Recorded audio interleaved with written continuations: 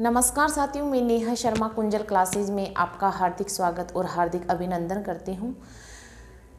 मुश्किल नहीं है कुछ दुनिया, मुश्किल नहीं है कुछ दुनिया, तू जरा हिम्मत तो कर, तू जरा हिम्मत तो कर।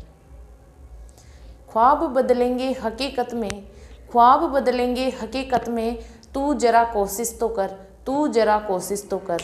तो आपको मैं क्यों सुनाती हूँ? क्योंकि आप जो संघर्ष कर रहे हो वो डबल जोश से, डबल उत्साह से और डबल लगन से करो। इसीलिए मैं आपको ये एक लेक्चर आपका जो मोटिवेशन लाइन है वो मैं आपको सुनाई हूँ। तो आज हम मौर्य साम्राज्य पढ़ेंगे और मौर्य साम्राज्य से पहले मैं जो टॉपिक आपको करवा चुकी हूँ वो आपको अच्छे से याद होनी चाहिए। ये नहीं है कि मैं पढ़ा रही हूँ और आप नोट्स बनाकर सजाकर रख रखे हो, ऐसा नहीं होना चाहिए। क्योंकि मैं जो जो पढ़ाऊँ आपको साथ के साथ में याद करते हुए चलना है। मैं वो टॉपिक पढ़ा रही हूँ जो थोड़े कठिन रहते हैं या थोड़े हार्ड हैं और जहाँ से क्वेश्चन ऐसे कैसे छपते हैं, तो मैं वही चीज़ें आपको पहले करवाऊँगी। जो ईजी चीज़ें हैं वो मैं आपको बाद में करवाऊँगी और मैं चुटकियों में करवा दूँगी। तो आपको याद करना है, एक फॉर्मेलिटी पूरी नहीं करनी है, याद करना है और ज़्यादा से ज़्यादा ऑब्जेक्टिव क्वेश्चन निकालनी है। ठीक है, तो हम बिना किसी देर करे हुए अपने सेशन की ओर बढ़ते हैं। आज हमारा जो टॉपिक रहेगा वो रहेगा मौर्य साम्राज्य। अब मौर्य साम्राज्य में आपके चंद्रगुप्त मौर्य ने बहुत बड़ी भूमिका निभाई थी। तो आज हम चंद्रगुप्त मौर्य को पढ़ेंगे। तो सबसे पहले हम इसके शासन समय की चर्चा कर लेते हैं कि मौर्य वंश का समय 322 ईसा पूर्व से 185 ईसा पूर्व है। ये इनका समय है। अब मौर्य वंश का प्रारंभिक शासक की बात करें तो मौर्य वंश का प्रारंभिक शासक चंद्रगुप्त मौर्य थे और अंतिम शासक बृहदत्त थे। तो प्रारंभिक शासक चंद्रगुप्त मौर्य और अंतिम शासक बृहदत्त थे। अब मौर्य वंश के बारे में बताने वाले ग्रंथ या स्रोत कौन कौन से हैं? कि मौर्य वंश के बारे में बताने वाले स्रोत हैं, एक तो पतंजलि का महाभाष्य, दूसरा है कौटिल्य का अर्थशास्त्र, विशाखदत्त का मुद्रा राक्षस, मेगस्थनीज की इंडिका और भद्रबाहु का कल्पवृक्ष। इन स्रोतों से हमें मौर्य वंश की जानकारी प्राप्त होती है। इनके अलावा जैन साहित्य, बौद्ध साहित्य और भी ग्रंथ हैं जो मौर्य वंश के बारे में बताते हैं, लेकिन इम्पोर्टेंट जो है वो यही है क्योंकि बहुत सारा आपको मिल जाएगा। फिर हम बात करते हैं चंद्रगुप्त मौर्य की। अब चंद्रगुप्त मौर्य का विवाह है एक विदेशी कन्या हेलेना से हुआ था। सेल्यूकस की पुत्री हेलेना से इनका विवाह हुआ था। सबसे बड़ी बात यह थी कि ये सबसे पहला अंतर्राष्ट्रीय विवाह था, यानी सबसे पहले शासक यही थे जिन्होंने विदेशी कन्या से विवाह किया था। तो इम्पोर्टेंट है ये याद रखना आपको। और इनको जब ये वहाँ से विवाह करके लाए थे तो इनको 4 प्रांत दहेज में मिले थे और चंद्रगुप्त मौर्य ने सेल्यूकस को 500 हाथी दिए थे, 500 हाथी। और इन्होंने घनानंद को मारकर, जो घनानंद था इनको मारकर इन्होंने मौर्य वंश की स्थापना की थी। और घनानंद को मारने में जो कौटिल्य चाणक्य है इन्होंने बहुत बड़ी इनकी सहायता की थी। उनकी रणनीति के बिना ये कार्य बिल्कुल भी सफल नहीं होता। तो चंद्रगुप्त मौर्य का नाम लेते ही कौटिल्य चाणक्य का नाम तो आपके दिमाग में आ जाना चाहिए क्योंकि इन्होंने बहुत बड़ी भूमिका निभाई थी चंद्रगुप्त मौर्य का साथ देने में। अब बात करते हैं कि चंद्रगुप्त ने घनानंद को मारकर, ये आपको घनानंद को मारकर मौर्य वंश की स्थापना की थी। चंद्रगुप्त की जो सेना थी उसमें डाकू और लुटेरे ज़्यादा थे, डाकू और लुटेरे ही उसमें थे। प्लूटार्क एक विद्वान था, प्लूटार्क, उनके अनुसार कि जो सेना थी उसमें टोटल 6 लाख सैनिक थे। कितने सैनिक थे? 6 लाख सैनिक थे उसमें। और चंद्रगुप्त ने सेल्यूकस की पुत्री हेलेना से विवाह किया जो पहला अंतर्राष्ट्रीय विवाह था। और 4 प्रांत जो दहेज में मिले थे वो कौन कौन से थे, उनका नाम आपको याद होना चाहिए। आर्कोसिया, पेलोपोनेशियाई, जेड्रोसिया और एरिया। और चंद्रगुप्त ने सेल्यूकस को 500 हाथी दिए थे।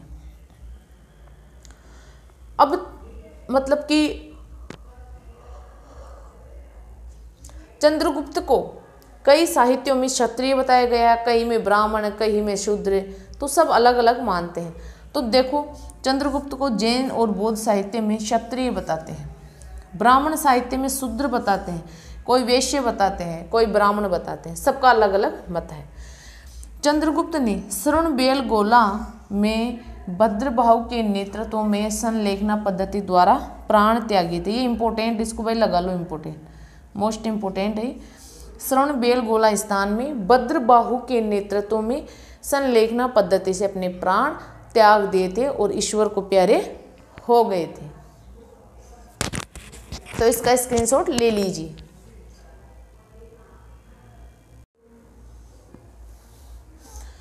अब जो दो शासक शेष बचे हैं, एक तो बिंदुसार और सम्राट अशोक, इनके बारे में हम चर्चा करेंगे स्लाइड में।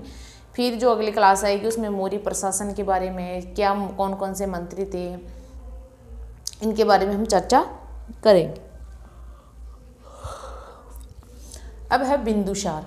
अब देखो बिंदुसार के अन्य नाम क्या क्या है। बिंदुसार के अन्य नाम, पुराणों में बिंदुसार को मद्रसार कहा गया, यूनानी लेखक एमित्रोचेटस बोलते हैं, जैन ग्रंथ में सिंहसेन, चीन ग्रंथों में बिंदुपाल और संस्कृत ग्रंथों में अमित्रघात के नाम से जाना जाता है बिंदुसार को। इनकी माता दुर्धरा और पिता चंद्रगुप्त मौर्य थे। दुर्धरा और चंद्रगुप्त मौर्य की संतान थे बिंदुसार। फिर है बिंदुसार ने सीरिया का शासक था एंटियोकोटस। देखो इसको इंपॉर्टेंट लगा देना, इंपॉर्टेंट फैक्ट है, इंपॉर्टेंट लगा लेना इसको, क्योंकि यहाँ से प्रश्न ऐसे कैसे छप सकता है। क्योंकि बिंदुसार ने सीरिया का शासक था एंटियोकस, सीरिया का शासक था एंटियोकस। तो उस सीरिया के शासक ने बिंदुसार ने उस शासक से कहा कि हमें सूखे मेवे, मदिरा और कुछ दार्शनिकों की आवश्यकता है। तो एंटियोकस ने क्या किया कि सूखे मेवे और जो मदिरा और कोई चीज़ें मंगवाई थी वो सब भेज दी, लेकिन दार्शनिक भेजने से इन्होंने इनकार कर दिया था। तो ये इम्पोर्टेंट है, क्योंकि दार्शनिक भेजने की उनका जो शासन है वो अनुमति नहीं देता, इसलिए इन्होंने दार्शनिक नहीं भेजे थे। और सूखे मेवे, मदिरा ये तो भेज दिए थे, लेकिन दार्शनिक नहीं भेजे थे। दार्शनिक भेजने से इन्होंने इनकार कर दिया था। फिर है अशोक सम्राट। अशोक की धर्म यात्राओं का क्रम, जो इन्होंने जो यात्राएं की थी उनका क्रम है। सबसे पहले इन्होंने लुम्बिनी की, फिर कपिलवस्तु की, फिर सारनाथ की, फिर श्रावस्ती की, फिर बोध गया की और फिर कुशीनगर की। ये जो क्रम है डॉक्टर स्मिथ के अनुसार है, डॉक्टर स्मिथ के अनुसार है ये क्रम। डॉक्टर स्मिथ ने ये क्रम बताया है कि इनकी जो महान अशोक सम्राट है, इन्होंने इस क्रम से धार्मिक यात्राएं की थी। अब सबसे जो इम्पोर्टेंट बात यह है कि सम्राट अशोक को 4 वर्षों तक उत्तराधिकार युद्ध का सामना करना पड़ा, और 4 वर्षों के बाद ये उत्तराधिकारी युद्ध में विजयी हुए, और 4 वर्षों के बाद ये राज सिंहासन पर आसीन हुए थे। तो इन्होंने 10वें वर्ष में बोध गया की, 14वें वर्ष में आपके निकाली सागर की और 20वें वर्ष में लुम्बिनी की यात्रा की थी। इनके अन्य नाम क्या क्या मिलते हैं? देखो, अशोक ने 4 वर्षों तक उत्तराधिकारी युद्ध लड़ा था और 4 वर्षों के बाद ये गद्दी पर बैठे थे। अशोक की अन्य नाम देखो, बौद्ध ग्रंथों में अशोक चंड, पुराणों में अशोक वर्धन, अभिलेखों में देव नाम प्रियदर्शी, इन नामों से सम्राट अशोक को पुकारा गया है। अशोक को उज्जैन करमौली के नाम से भी जाना गया है। उज्जैन करमौली नाम से भी जाना गया है। अशोक को उज्जैन करमौली के नाम से भी जाना गया है। अब 10वें वर्ष में इन्होंने बोध गया की यात्रा की, 14वें वर्ष में निगाली सागर की यात्रा की और 20वें वर्ष में लुम्बिनी की यात्रा की थी। और राज्याभिषेक की 8वें वर्ष में कलिंग युद्ध हुआ था, यानी राज्याभिषेक के 8वें वर्ष में कलिंग युद्ध हुआ था और 261 ईसा पूर्व में हुआ था। ये एग्जाम में पूछा गया क्वेश्चन है, ठीक है। और माश की लघु शिलालेख में अशोक ने स्वयं को बुद्ध शाक्य कहा था। माश की लघु शिलालेख में स्वयं को बुद्ध शाक्य कहा था। तो ये आपके चंद्रगुप्त मौर्य, बिंदुसार और सम्राट अशोक तीनों शासक कंप्लीट हो गए हैं। अच्छे से नोट्स बना लेना, और नोट्स बनाओ तब उसके पीछे यानी नीचे, जैसे चंद्रगुप्त मौर्य का नोट्स बना रहे हो आप, तो उसके नीचे कम से कम 7-8 लाइन छोड़ देना, क्योंकि और कहीं से भी आपको कोई अच्छी चीज़ें मिले, फैक्ट मिले अच्छे, तो आप वहाँ ऐड कर लेना। जगह रहेगी तो ऐड कर लेना, बाकी आप कहाँ ऐड करोगी, फिर बाद में कई दिक्कतें हो जाती हैं। तो मैं आपको अभी बता देती हूँ ये चीज़ें, जगह छोड़ कर फिर आप जैसे सम्राट अशोक का नोट्स बनाओ तो उसके पीछे 5-7 लाइनें छोड़ देना, और कोई चीज़ें ऐड करने को मिली तो आप ऐड कर लेना, और फिर आप आराम से सुंदर अच्छे नोट्स बनाने हैं, साथ के साथ याद करने हैं। मैं आपको चिल्ला कर एक बार नहीं 50 बार बोल रही हूँ, मेरा मुंह दुख गया लेकिन आपके बिल्कुल असर नहीं होता है। तो आपको ऐसे जैसे मैं बता रही हूँ वैसे ही आपको उन नियमों का पालन करना है, ताकि आप अपने लक्ष्य तक पहुँच पाओ।